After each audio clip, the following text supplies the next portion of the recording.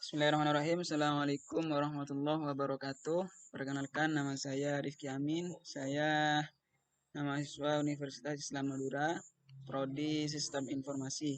Di sini saya akan mempresentasikan tugas UTS eh, mata kuliah interaksi manusia dan komputer. Di sini tugas UTS tersebut ada dua macam. Yang pertama yaitu tugas kelompok dan yang kedua tugas individu. Baik, saya akan mempresentasikan yang pertama yaitu tugas kelompok.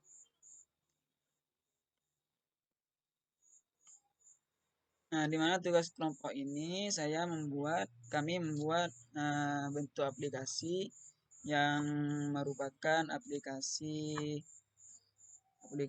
Madura Adventure begitu. Di sini latar belakangnya yaitu Pulau Madura merupakan salah satu destinasi wisata di Indonesia yang memiliki keindahan alam, budaya, dan kuliner yang khas. Nah, meski begitu, potensi wisata Madura masih belum sepenuhnya tereksplorasi dan dikenal luas baik oleh wisatawan lokal maupun mancanegara.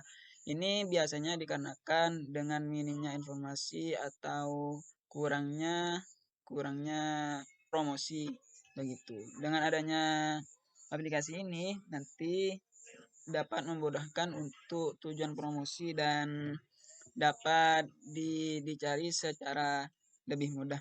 Tujuannya yang pertama yaitu memperkenalkan keindahan wisata Madura. Yang kedua, mempermudah wisatawan mendapatkan informasi menarik, lebih banyak pengunjung, dan juga mendukung ekonomi lokal melalui pariwisata dan melestarikan budaya dan tradisi Madura. Dan selanjutnya masalahnya minimnya promosi. Potensi wisata Madura kurang dikenal karena promosi digital yang lemah. Ini karena masih bersifat konvensional, maka dengan adanya aplikasi ini dapat mempermudah wisatawan untuk mengakses informasi mengenai wisata-wisata yang ada di Pulau Madura. Yang kedua, masalahnya yaitu kurangnya informasi dan infrastruktur terbatas. Biasanya akses jalan dan lokasi yang kurang memadai. Selanjutnya fitur-fitur.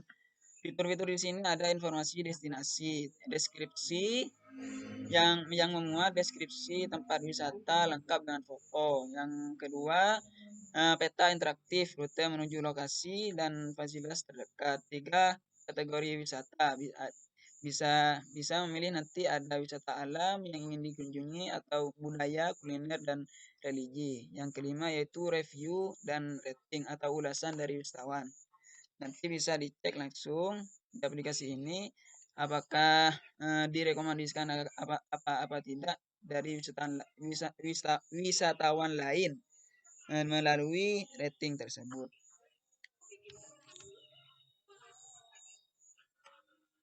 Selanjutnya sumber informasi. Fungsinya yang pertama sumber informasi memberikan informasi lengkap tentang destinasi wisata di Madura. Yang kedua panduan perjalanan membantu wisatawan menemukan rute dan fasilitas terdekat. Yang ketiga promosi wisata memperluas jangkauan promosi pariwisata Madura. Yang keempat peningkatan ekonomi lokal yang dapat mendukung usaha masyarakat dan UMKM di sekitar destinasi wisata. Yang kelima edukasi budaya, mengenalkan budaya dan tradisi Madura kepada wisatawan begitu.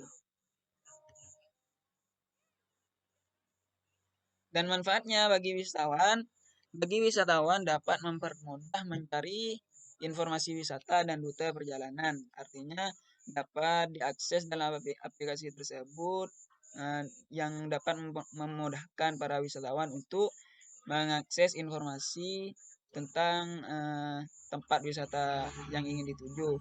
Yang kedua, manfaatnya bagi masyarakat lokal dapat meningkatkan peluang ekonomi dengan mempromosikan produk lokal.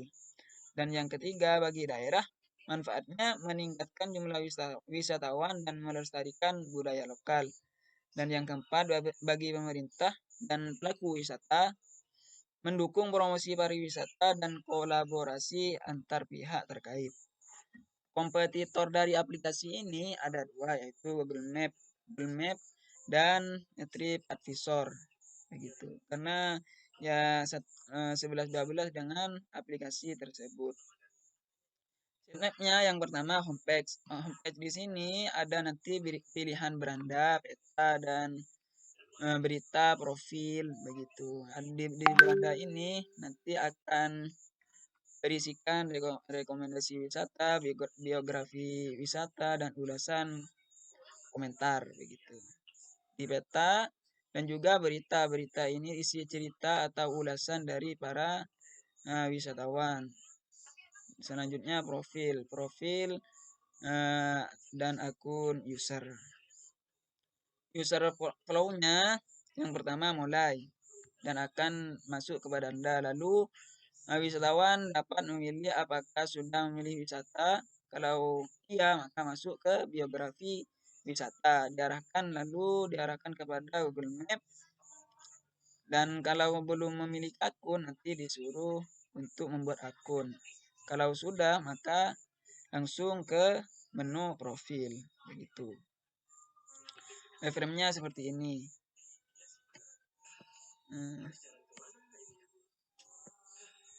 Frame-nya nama logo, dan di sini juga ada rekomendasi wisata, nama wisatanya, biografi wisata, dan juga map.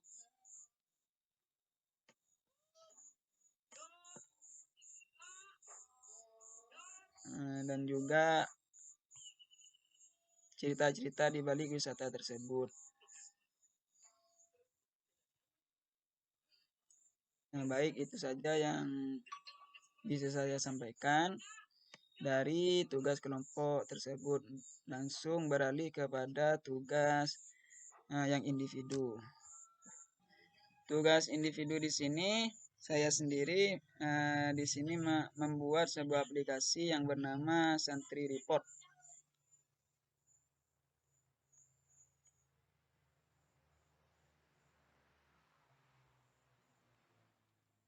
Latar belakangnya yaitu di era digital yang semakin berkembang, pengelolaan administrasi dan pemantauan kegiatan menjadi semakin penting dalam menjaga kualitas pengajaran, terutama bagi santri yang ditugaskan untuk mengajar di luar kota. Pondok pesantren sebagai lembaga pendidikan yang memiliki peran penting dalam membentuk karakter dan pengetahuan generasi muda, tentu membutuhkan sistem yang efisien untuk memonitor kinerja santri di lapangan. Santri Report hadir sebagai solusi aplikasi berbasis teknologi yang memudahkan santri untuk menyusun laporan pengajaran bulanan secara terstruktur dan sistematis. Aplikasi ini juga dirancang khusus untuk memenuhi kebutuhan pondok pesantren dalam memantau perkembangan kegiatan pengajaran santri yang ditugaskan di luar kota, baik dari segi kualitas pengajaran, tantangan yang dihadapi juga maupun solusi yang akan diambil.